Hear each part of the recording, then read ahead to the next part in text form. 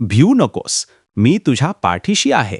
हा फक्त दिलासा नाही, तर आत्मविश्वास जागवणारा मंत्र आहे. जीवन म्हणजे सतत चालणारी परीक्षा. कधी आनंद, कधी दुःख, कधी यश, तर कधी अपयश. या सगळ्या गोष्टींमध्ये माणूस अनेकदा हरवून जातो. काही वेळा परिस्थिती इतकी कठीण होते की पुढे काय करावे हेच समजत नाही. मनात भीती घर करते. मी अपयशी झालो तर? लोक काय म्हणतील? माझं काही होईल का? अशा वेळी स्वामी समर्थांचा हा साधा पण सामर्थ्यशाली संदेश आपल्याला उभं करतो. भिऊ नकोस, मी तुझ्या पाठीशी आहे. याचा अर्थ असा नाही की आयुष्यात संकट येणार नाहीत, तर याचा खरा अर्थ असा आहे की संकट येतील, पण त्यांना तोंड देण्याची ताकदही तुला मिळेल. जेव्हा तुम्ही श्रद्धेने पुढे जाता, तेव्हा भीती हळूहळू कमी होते आणि आत्मविश्वास वाढतो. कारण तुम्हाला माहीत असतं, एक अदृश्य शक्ती तुमच्या पाठीशी आहे. पण स्वामी समर्थांचा उपदेश इथेच थांबत नाही. ते आपल्याला कर्माची जाणीव करून देतात. जशी करणी तशी भरणी. हा नियम अटळ आहे. जीवनात जे काही घडतं, त्यामागे आपल्या कृतींचा मोठा वाटा असतो.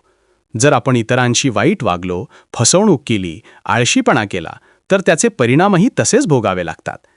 पण जर आपण प्रामाणिकपणे जगलो, इतरांना मदत केली, मेहनत घेतली, तर यश, समाधान आणि शांतता आपोआप मिळते. स्वामी समर्थ आपल्याला एक अत्यंत महत्त्वाची गोष्ट शिकवतात. फक्त देवावर विस्मून राहू नका, स्वतःही प्रयत्न करा. अनेक जण फक्त प्रार्थना करतात, पण कृती करत नाहीत. ते यशाची अपेक्षा करतात, पण त्यासाठी मेहनत घेत नाहीत. पण स्वामी समर्थ सांगतात, देव तुमच्या प्रयत्नांना दिशा देतो, पण चालायचं तुम्हालाच असतं. तुम्ही एक पाऊल पुढे टाका, देव तुमच्यासाठी 10 पावलं पुढे येईल. जीवनासाठी या उपदेशाचा खरा अर्थ: भीतीला शरण जाऊ नका, तिच्यावर विजय मिळवा. प्रत्येक कृती विचारपूर्वक करा, कारण तिचं फळ नक्की मिळणार. श्रद्धा आणि परिश्रम यांचा समतोल ठेवा. संकटांना अडथळा नव्हे तर संधी म्हणून पहा. स्वतःवर विश्वास ठेवा, कारण देवही त्याच्यावरच विश्वास ठेवतो.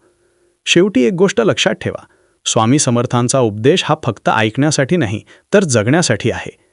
जेव्हा तुम्ही हा विचार मनापासून स्वीकारता, तेव्हा भीती नाहीशी होते, मन शांत होतं आणि जीवन अधिक मजबूत, सकारात्मक आणि अर्थपूर्ण बनतं.